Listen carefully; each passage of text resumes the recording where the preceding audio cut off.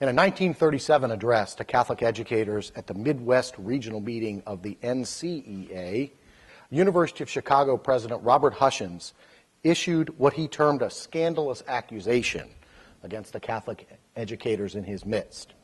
In my opinion, he said, you have imitated the worst features of secular education and ignored most of the good ones. He went on to propose that the best service Catholic education could perform for the nation and all education is to show that the intellectual tradition can again be made the heart of higher education. John Tracy Ellis, in his famous 1955 essay, American Catholics and the Intellectual Life, embraces Hutchins' assessment. In this essay, Ellis, who was at that time a distinguished historian at the Catholic University of America, laments the current state of Catholic higher education and urges Catholics to raise standards and expectations. The danger for Catholics, as Ellis saw it in 1955, is that they would simply go with the flow. So Ellis is critical both of a siege mentality among Catholics and of conformity to the dominant cultural trends.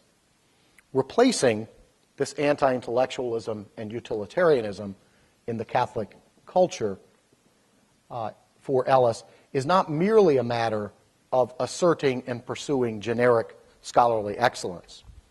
In stark terms, Ellis describes one of the obstacles, one of the great obstacles to Catholic academic excellence, what he calls self-betrayal. He writes, part of the reason why American Catholics have not made a notable impression on the intellectual life of their country is due, I'm convinced, to what might be called a betrayal of that which is peculiarly their own. The nature of that betrayal has been highlighted during the last quarter of a century by such movements as the scholastic revival in philosophy, which found its most enthusiastic and hard-working friends on the campuses of the University of Chicago, the University of Virginia, Princeton University, and St. John's College, Annapolis. And this list of schools which, according to Ellis, scholasticism has found enthusiastic and hard-working friends is intriguing. Especially intriguing is the inclusion of St. John's College in Annapolis. St. John's and its famous Great Books program were offshoots of the Hutchins Project at the University of Chicago. Chicago and St. John's, in turn, inspired some of the earliest attempts at integrated primary text liberal education in Catholic universities. The Chicago program influenced the University of Notre Dame's program of liberal studies, whose first incarnation was, in all places, the law school at Notre Dame, while the St. John's model was adopted at the integrated program at St. Mary's College in Northern California, which in turn spawned Thomas Aquinas College. It is striking that the curricular impact here seems to run in one direction, from secular to Catholic, but the intellectual influence is reciprocal. Before the Chicago Project, the first and perhaps greatest of these projects at American universities was founded at Columbia in 1919, flourished under the leadership of an English professor, John Erskine, and that curriculum has been dubbed the most famous course ever in the history of American curriculum. One of the students who profited from Columbia's curricular innovations and the faculty who formed its distinctive culture was a young Thomas Merton. When Merton began his studies at Columbia in 1935, he found himself in an English lit class taught by Mark Van Doren, perhaps the most famous of the professors at that time, whose pedagogy had a transformative impact on Merton. Who is this man, Merton wrote in his spiritual autobiography, The Seven-Story Mountain, who really loves what he has to teach and does not secretly detest all literature and abhor poetry while pretending to be a professor of it? Merton wrote that in 1935. Merton was drawn to the course because it addressed the most important questions and spoke to the deepest longings of his soul. And it did so in a way that crossed standard disciplinary divisions into literature, philosophy, and theology. It was the only place, he said, this is wrong because he goes on to talk about other classes at Columbia, but he says, this was the only place where I had ever heard anything really sensible about any of the things that were really fundamental: life, death, time, love, sorrow, fear, wisdom, suffering, eternity. In what Merton has to say about his time at Columbia, not just in this passage, but others in the book, we can discern, I think, certain key elements of a truly liberal education. First, it responds to the most important questions of human life, questions posed at least implicitly by all human beings at one time or another.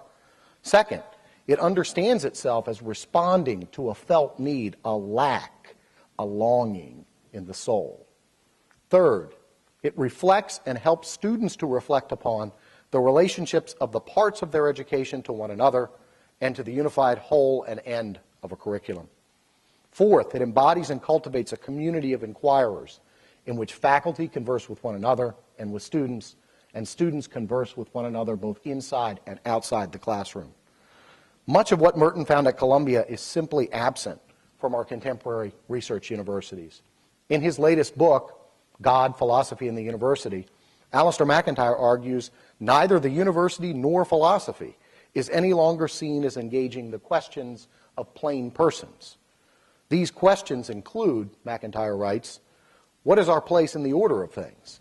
Of what powers in the natural and social world do we need to take account? How should we respond to the facts of suffering and death? What is our relationship to the dead? What is it to live a human life well? What is it to live it badly? The university is silent about the fundamental questions of human life, even as its administrators issue stuttering ineptitudes concerning the relationship of means to end and part to whole.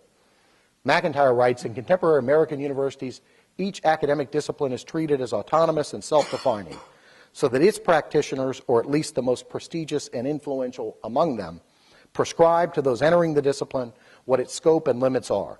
And in order to excel in any one particular discipline, one need in general know little or nothing about any of the others. That raises the question, for McIntyre, to whom then in such a university falls the task of integrating the various disciplines, of considering the bearing of each on the others, and of asking how each contributes to the overall understanding of the nature and order of things. Many are now pondering the question that Hutchins posed from the 1930s. Why is it that the chief characteristic of higher learning is its disorder? The failure of elite universities to deliver on their core mission is the lament running through this book I've already mentioned, Harry Lewis's Excellence Without a Soul. And yet we have these calls for reform quite persistently of late, and Lewis's book is the latest in a long list. These calls for reform must overcome the vested interests of both students and faculty, who have an unspoken agreement about their own freedom. The laissez-faire attitude of the precocious teenager meets the professional libertarianism of the faculty member. Harry Lewis is not the first to wonder whether the turning of students into consumers is to the clear detriment of the ideals of liberal education and democratic society. In this atmosphere, universities can easily lose track of the one thing necessary for universities, the one thing that a university alone can foster, the cultivation of the intellect. Universities ought to develop in students a philosophical habit of mind, a habit of wonder, and an ability to trace relationships amongst different parts of knowledge. One of the reasons for the inclusion of all branches of knowledge in the university curriculum for Newman is that even though students cannot pursue every subject, they will still gain from living among those who represent the whole circle. There are many obstacles to realizing Newman's idea in today's university. Given the increasing emphasis on specialization and research, few, if any, faculty can be said to approximate representing the whole circle. Few, if any, can be said to approximate a serious knowledge of two disciplines. And of course, students do not live among the faculty anyhow at most of our universities. Specialization breeds an inevitable individualism and elevates narrow expertise over breadth of learning. Clearly, a university, a research university, cannot do without rigorous specialized knowledge. The challenge Lewis and others pose is whether universities can create incentives, find ways to balance focus with breadth. This would entail another sense of liberalism, a liberality or generosity of spirit that would revive a proper appreciation of amateurism, not in the sense of an absence of serious training or commitment, but in the etymological meaning of the word amateur, from the French for lover,